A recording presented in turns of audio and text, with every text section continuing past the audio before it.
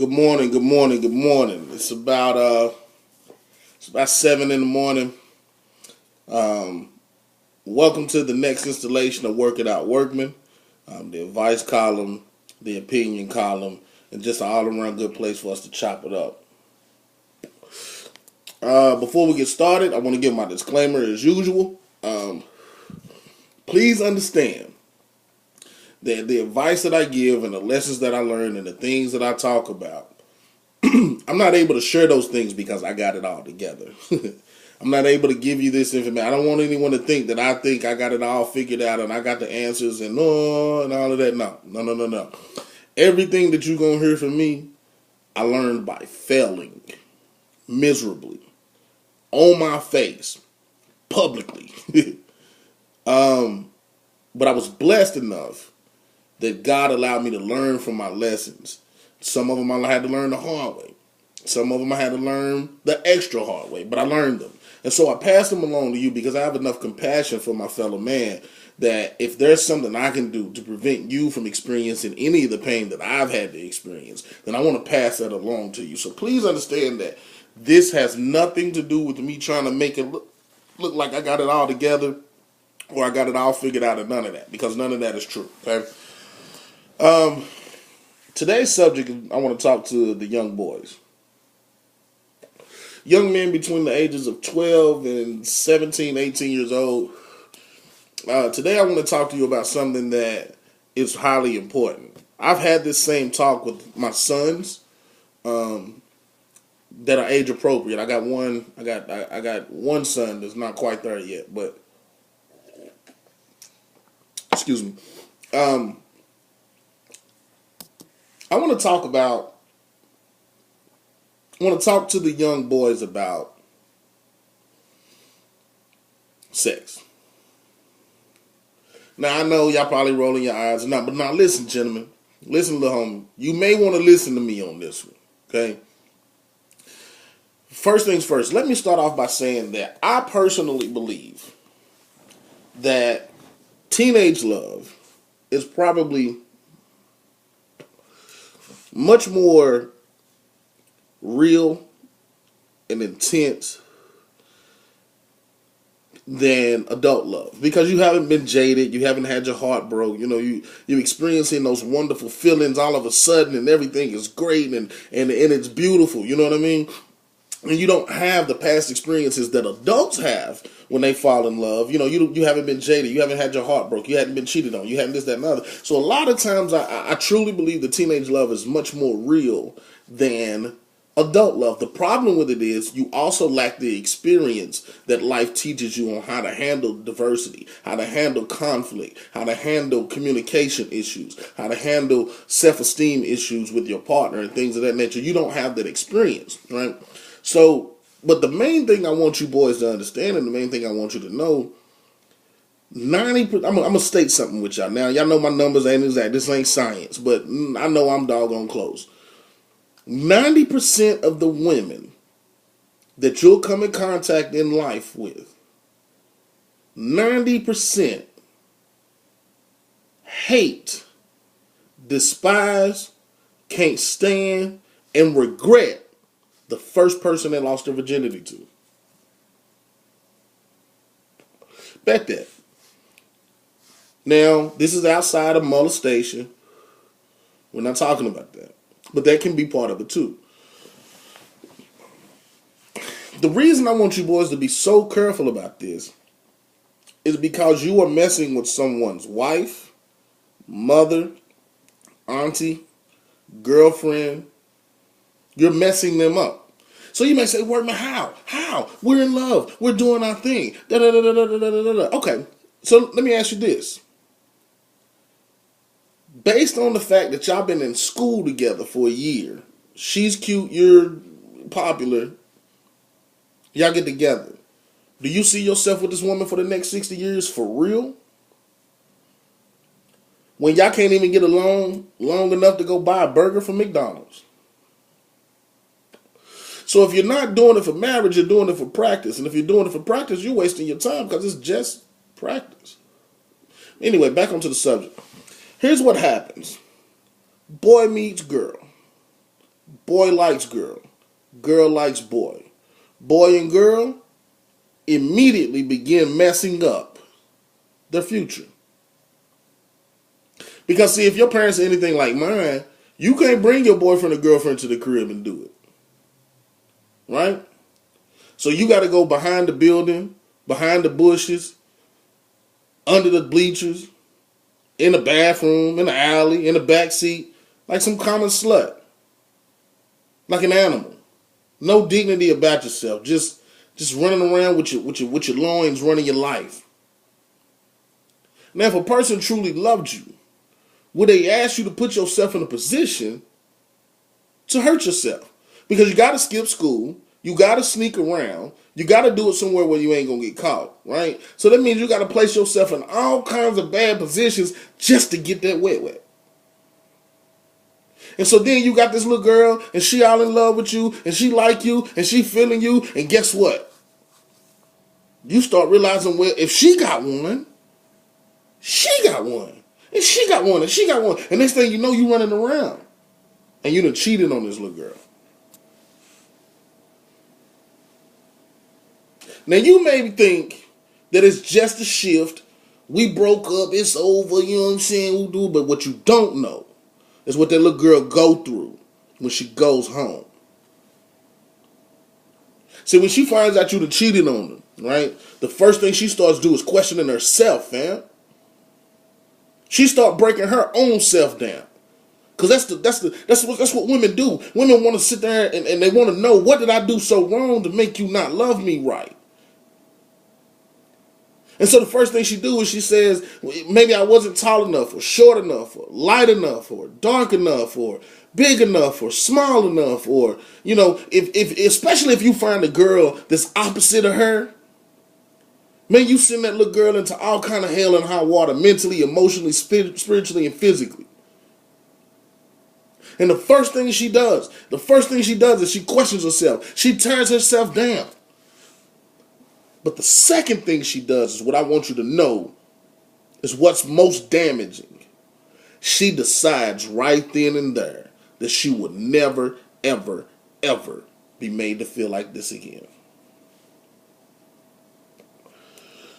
Now, so what that means is when the next person comes along, she ain't going for this. She ain't going for that. She spends the rest of her life, most cases, trying to make sure that what happened to her at 12 and 13 never happens again.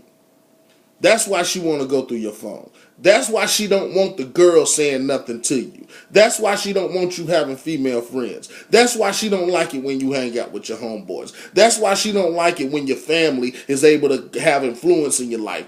She don't like this because this puts her in a position to be fucked over again by somebody else. So a lot of these women spend their entire lives dating, marrying, fucking the man who screwed them over first. And what I mean by that is they never got over it. Oh, they swept it under the rug. They stopped caring. They got mad about it. They think they got over it. But every decision that they make in every relationship after you screw her over is based on, I don't want to feel like this no more. So what could have been a good woman to a good husband is now going to be a control freak to a good husband. Do you think that's going to last?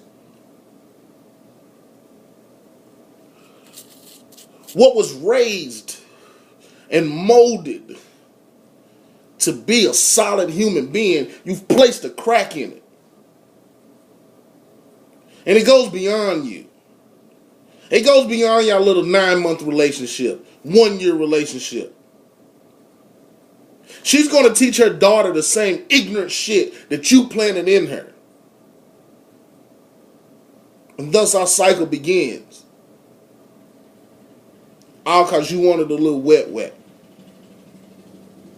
You've taken 45, 50 years of this woman's life for your 3 pumps, fam.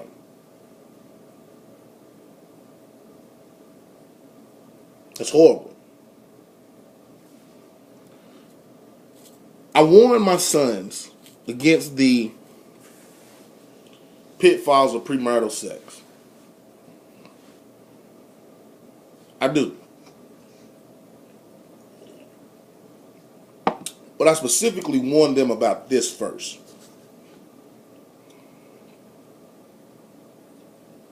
See, when you don't treat her right, you make her think she's not good enough sometimes. And in doing so, you can create a worse situation.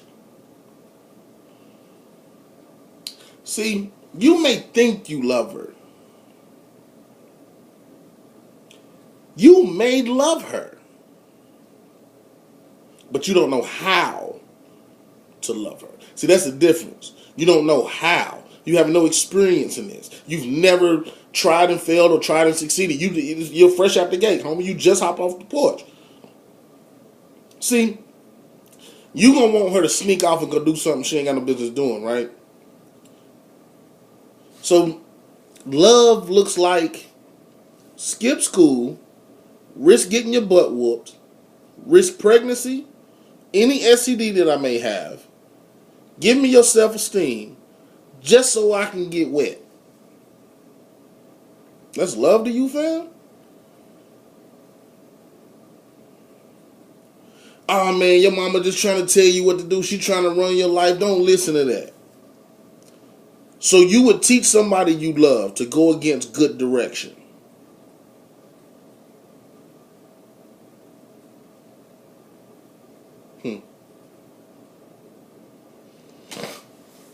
Listen, fellas.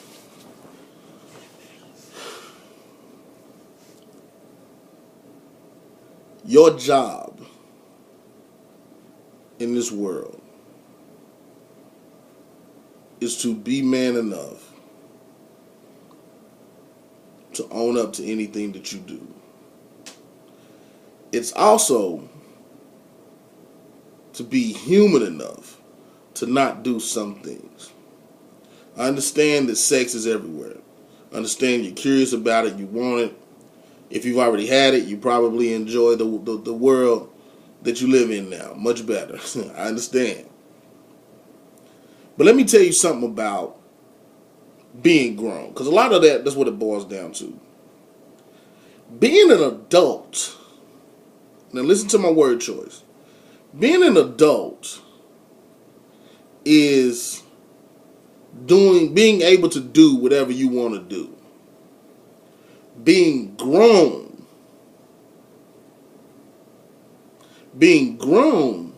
means doing what you need to do. There's a very big difference there. Once I turn 18 years old, I can make any decision about my life that I choose to. That's being an adult. I can be 15 and decide to do the right thing that's best for me and my future and those that are around me. That's being an adult. Don't spend your childhood years trying to be grown. You're robbing yourself of some really solid foundations. So young men, if you really love her, if you really love her, get that homework together. Get her on a path to college. Break out your Bible or your Quran. Or if you're not religious, some sort of goodness. Share that information with her. When these other little chicken heads hop up in your face, be able to curb them without being disrespectful. And don't curb them just because your girl want them curbed. Curb them because you got some dignity and integrity about yourself. Make plans that when you two get grown, you can do whatever it is you want to do together.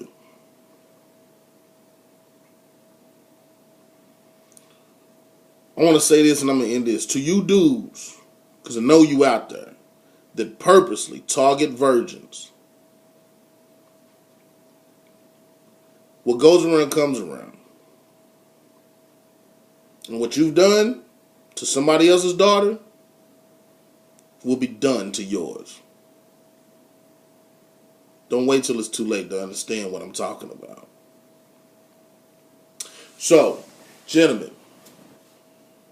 as you go to school Monday morning, as you spend the weekend Snapchatting, I want you to think about what you've done to these girls. And if you have any part of you that feels bad, then that's a good thing.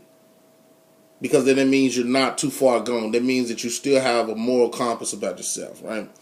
So, starting Monday, I want you to rearrange your relationship, your thinking. If you truly love this girl, walk with her on the right path. Ladies and gentlemen, boys and girls, children of all ages, it has been real. It has been fun. At some points, it was real fun. Elvis is leaving the building. Be blessed. Remember, send your submissions to workitoutworkman@gmail.com. You can also hit my inbox. If you prefer to be anonymous, you don't want anybody to know, hey, I got you. Totally got you. Y'all take it easy. Enjoy your day. One.